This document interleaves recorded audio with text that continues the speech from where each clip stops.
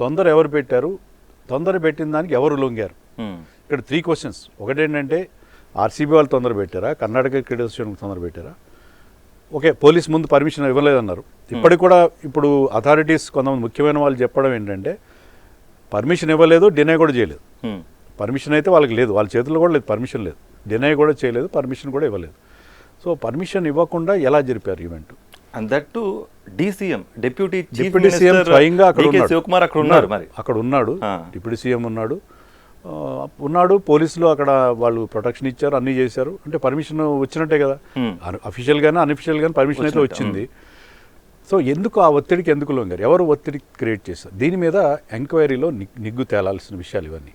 Okay, కానీ అన్ఫార్చునేట్గా మనకేంటంటే బాధ కలిగించే విషయం అంటే కొంతమంది మహిళలు, చిన్నపిల్లలు చనిపోయిన వాళ్ళందరూ చిన్న పిల్లలు, యంగ్స్టర్స్ చనిపోయారు. వాళ్ళ ప్రాణాలకి ఎవరు రెస్పాన్సిబుల్?